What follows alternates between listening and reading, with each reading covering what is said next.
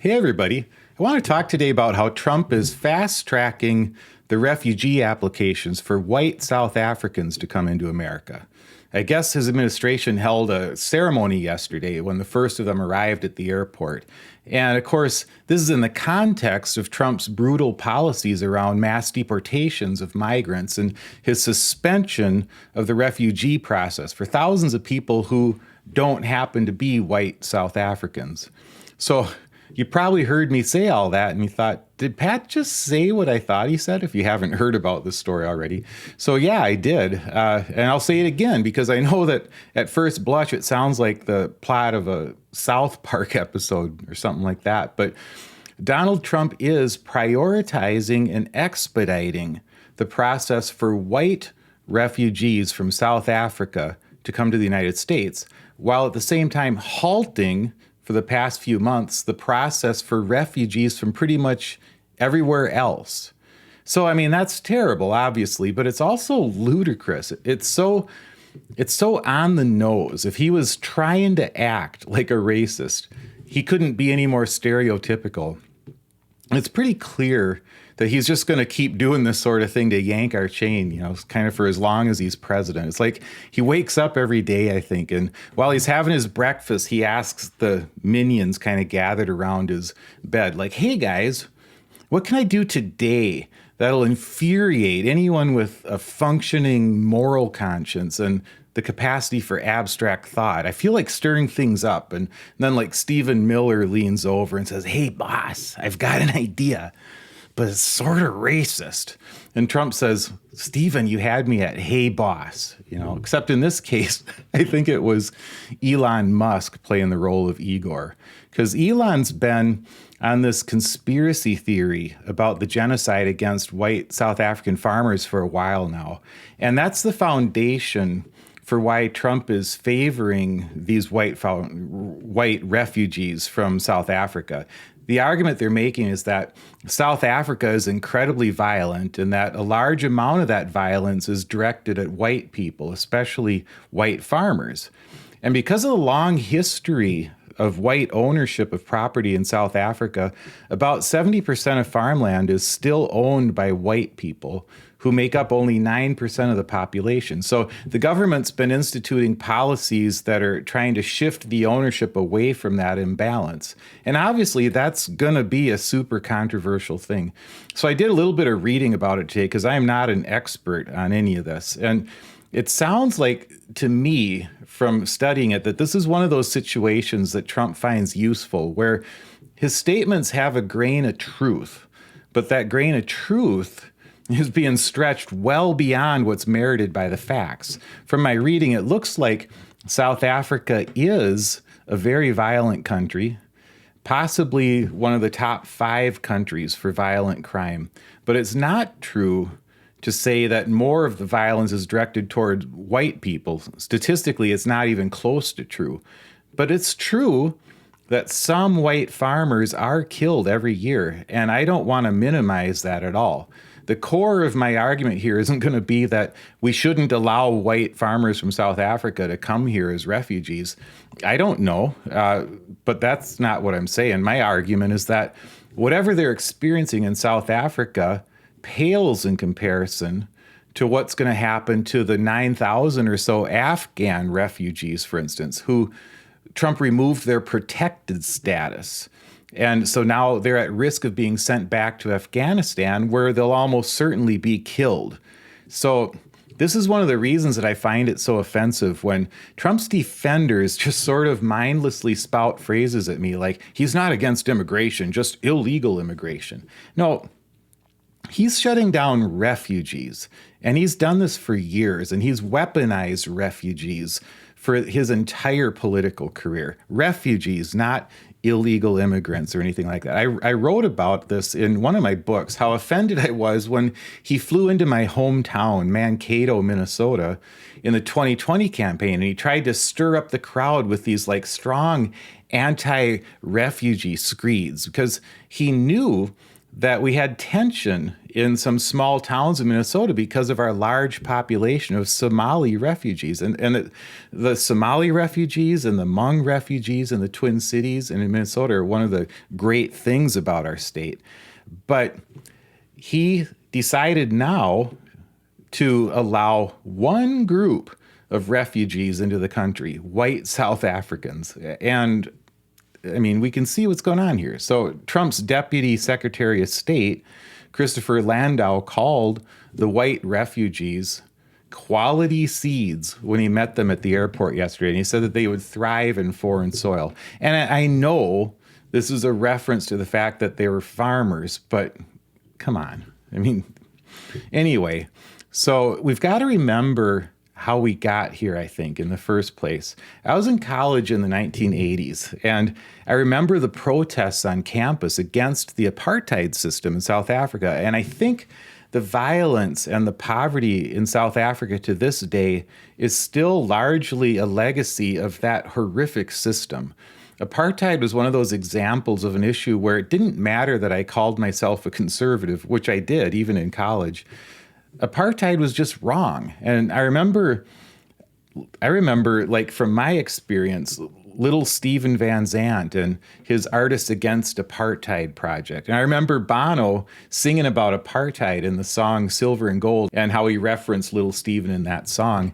And I bring that up just to share the milieu of that time, but for a couple of reasons. Because, first of all, I want to assure my listeners that it actually does matter when we speak out. People ask me all the time if I think that I'm changing any minds here. And the truth is, I know that I'm changing minds, partly because I hear that from people. So I have some objective proof that that's happening, but partly because I just know how human beings work. People are starving for truth. They're starving for justice. And I remember those years as a young college student. You know, I was totally a fan of Ronald Reagan, but I disagreed with him about his approach to apartheid. He spoke a good game about it, but he felt that taking actions like divesting from South Africa would do more harm than good. But I was listening to Bono, and I was listening to Little Steven, and others were talking about it. And by listening to them, I came to agree with them. And that might bug people, the fact that I would be listening to, a musician or, an influencer of that day. But that's how humans work, And in the same way, I'm encouraged to hear today that a different kind of influencer, the Episcopal Church, is speaking out against Trump's refugee plans. And they're not just speaking out, they're taking action. And I believe that that sort of thing matters. I believe when people speak out with passion, they can change people's minds. The Episcopal Church has received grants from the federal government for 40 years to help with refugee resettlement. And this is a big program. But yesterday, they terminated their relationship over the combination of Trump shutting down most refugee activity while fast-tracking the white South Africans. According to the AP, the Episcopal Church's migration service is refusing a directive from the federal government to help resettle white South Africans granted refugee status, citing the church's long-standing commitment to racial justice and reconciliation. The request, Rose said, crossed a moral line for the Episcopal Church. So in the same way that I was moved by Bono and Little Steven and others as a young guy because they spoke out, I think someone's going to be moved by the Episcopal Church taking a stand like this. What I want to see next, of course, is for evangelical and more conservative denominations to do the same sorts of things, because it's not like conservative Christians are exempt from caring about justice. It's a false dichotomy to say that progressive Christianity cares about the poor and the oppressed, but conservative Christianity doesn't. I mean, that might be true in practice, but that just means we've got some work to do to help people understand what God requires of all of us. But I also brought up my memories about apartheid when I was a young guy, just to remind us of how we got here and how recent it was. The white people in South Africa were a very small minority, but they controlled the country and they brutally oppressed black people and to a lesser extent, mixed race people. And I'm certain that South Africa is going to have a few more decades of struggle to continue lifting themselves out of the wreckage brought on by that apartheid system. So I'm not going to pretend to be able to stand in judgment of how much truth or untruth is being spoken on any side of that debate inside of their country. But I do know this. The last thing South Africa needs is for Donald Trump to throw his own brand of accelerant on the flames of their disputes. But he can't help himself. If he can find a way to weaponize people's resentments to empower himself, he'll do it, even in a country on the other side of the world. So he's been distorting the issue about the South African government's actions around white land ownership because he knows that that's a narrative that plays to his own base at home. It's just too easy for him to pass it up. You know, this opportunity to use racial politics over there to stir up the racist sentiments here in his own base. And it's pretty obvious that Trump enjoys the outrage of people like me who say that his abusive policies toward immigrants and refugees are racist. Of course his policies are racist. Of course he's doing this thing because, it's racist. And he can count on his supporters to defend him anyway. And to say people like me are imagining the racism and that it's us who are the real racists by even implying that the president of the United States would favor white South African refugees. How dare we? Just because he's white himself, So it's just that usual daily rinse and repeat. But here's the thing. If you want to understand this, I think it's helpful to realize what's going on here is that this makes a lot more sense if we realize this about the Overton window. The Overton window is a way of describing the acceptable range of ideas that you can discuss in a given political environment or the accepted policies that a regime can implement. So, for instance, not so long ago, in big parts of America, it was way outside the Overton window to even suggest that black people ought to have voting rights. But then through decades of struggle, the window shifted to where people could at least talk about that. And then eventually black people were able to vote in every part of the country. And then for a very few brief years, the Overton window shifted to the point where it was unacceptable to even suggest that they shouldn't be able to vote. But I grew up as a conservative Republican in those years, and I vividly remember the way a lot of conservatives talked about that sort of thing. And it was all the things that we're seeing now, just the beginnings of it, about how there's too many votes coming from the corrupt inner cities and stuff like that, coded language, except it's getting easier and more acceptable for people to say that sort of thing now, as long as they claim that it's about fighting voter fraud. So that's how the Overton window shifts around. And I think a lot of what Trump and his MAGA movement have done for years has been to do these sort of outrageous actions or to say these outrageous things because they're trying to shift the Overton window out to the right, like as far as they can go, to make racism and bigotry acceptable again. And I've talked about this before, how I get asked if I think Trump is a racist or if he just finds it convenient to do racist policies. And here's my answer.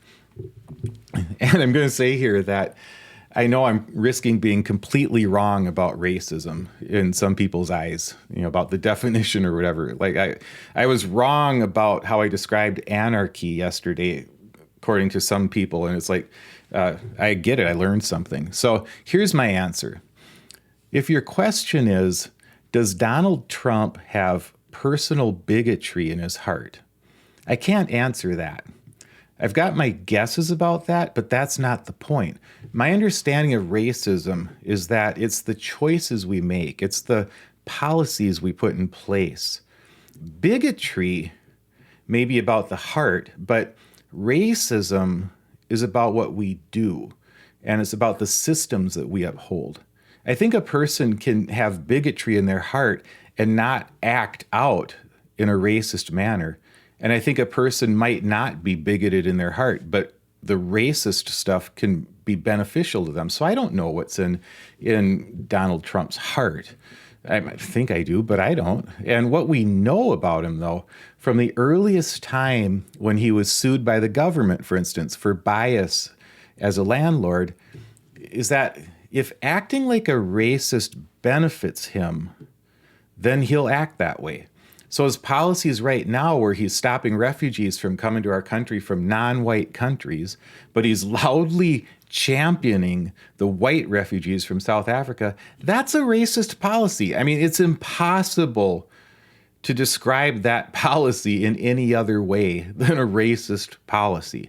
And it doesn't matter, though, if he's doing it out of personal bigotry or just because the racism gets him what he wants. He's implementing a racist policy, so he's a racist. That's just a definitional thing. And I wish people would stop making excuses for him. And how does this particular racist policy help him? Because if you want to be an authoritarian, in order for your authoritarian government to succeed, you've got to rally people to your side. And the best way to do that is to unite people around a common enemy, if you're that kind of person. So as obviously racist as this ploy about the white South African refugees might be, it does serve Trump's purpose. His base is going to love it because he's being transgressive and he's showing the pointy-headed progressives that he doesn't care how much they try to shame him. And he's baiting the rest of us into trying to prove that he's a racist. And that's just a no-win argument. I mean, these policies are obviously racist, but his supporters are going to make all sorts of excuses. I mean, I think I can safely say that if Trump came out and said, "Of course this is a racist policy. I'm doing it because I'm a racist, duh," I think a lot of his followers would say, "All right, he's one of us." But the rest of them would say, "Wow, look at how the people with Trump derangement syndrome fell for it again. He's playing three-dimensional chess. It's a negotiating position, and you guys believed him." So that's the way it is. Life in America on May 13th, 2025. But mark my words, this kind of idiocy is unsustainable in America. I really believe that. I think the American people as a whole are better than what MAGA believes we are. And every time that Trump does something like this, a few more people wake up. So let's just keep telling the story and let's keep waking people up however we can. And thanks for listening.